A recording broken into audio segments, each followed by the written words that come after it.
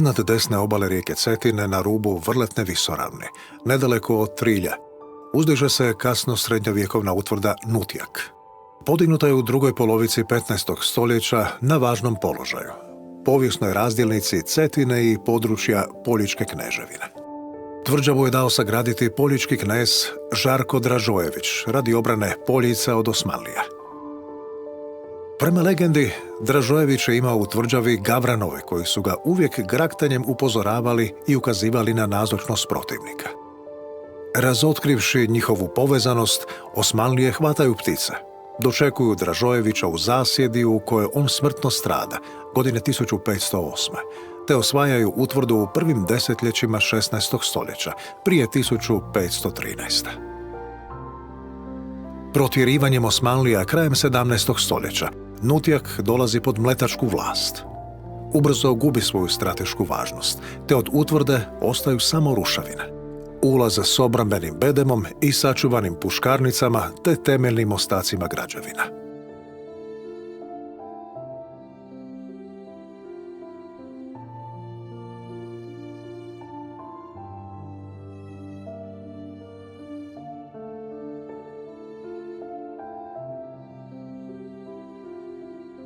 Na lijevoj obali Cetine na području sela Čačvine smještena je izdužena srednjovjekovna utvrda izgrađena na vrhu krševitog brda.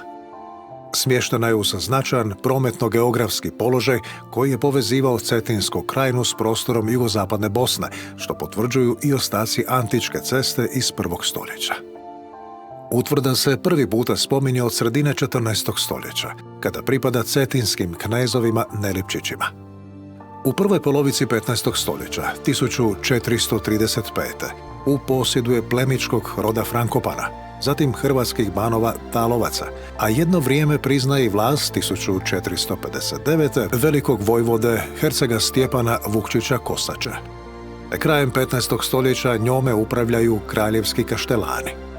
Osmanlije osvajaju Čačvinu početkom 16. stoljeća, 1513. godine, i u njihovoj je vlasti sve do 1718. godine. U razdoblju francuske uprave početkom 19. stoljeća, 1808. utvrda je razrušena i napuštena. Arheološki nalazi potvrđuju kontinuitet naseljenosti ovog utvrđenja tijekom prapovijesnog, antičkog i kasnoantičkog razdoblja.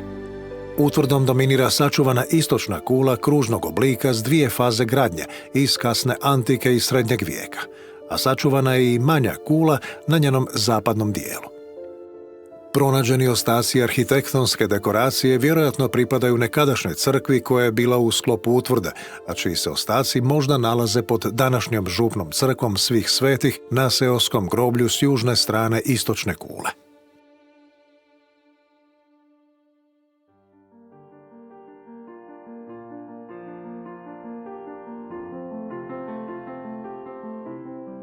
Kasno srednjovjekovna utvrda Prozor nalazi se iznad Vrlike, na visokoj strmoj klisuri izdvojenoj iz kamenitog gorskog masiva Kozjaka. Prozor se prvi put spominje u srednjem vijeku, 1406. godine, u darovnici kojom hrvatsko-ugarski kralj Ladislav Napuljski dodjeljuje Vrličku župu i grad Prozor velikom vojvodi bosanskom i hercegu splitskom Hrvoju Vukčiću Hrvatiniću. 1411. godine Prozor je u posjedu hrvatske velikaške obitelji Nelipčića. U ispravama kasnoga srednjeg vijeka raniji naziv utvrde Prozor s vremenom nestaje, a nasljeđuje ga Vrhlika ili Vrlika prema nazivu nekadašnjeg naselja na izvoru rijeke Cetine, iz kojeg se stanovnici preseljavaju tražeći sigurnost pred osmanskim osvajačima početkom 16. stoljeća. Osmanlije zauzimaju utvrdu oko 1520. godine. U njihovom posjedu ostaje do 1688. kad dolazi pod vlast Venecije, moćne mletačke republike. Tvrđava je stradala i tijekom Maloga ili Sinjskog rata 1715. godine, nakon čega je napuštena i zapuštena, a na njezinim južnim obroncima oblikuje se današnji grad Vrlika. Na sjeverozapadnim padinama planine Svilaje na vrhu izdvojenog brijega iznad sela Potravlja izdižu se ostaci kasno srednjovjekovne utvrde Travnik.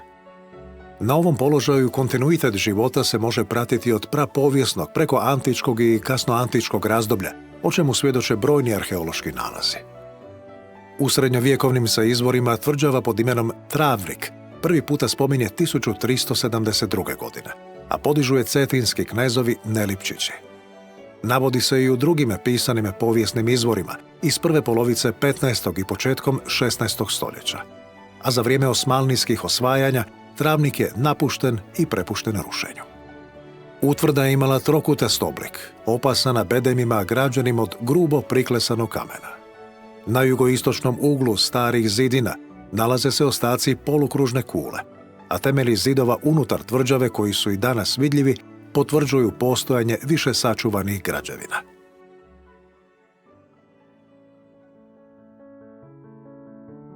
Tvrđava grad nalazi se iznad Sinja, na vrhu brijega odakle dominira Sinjskim poljem.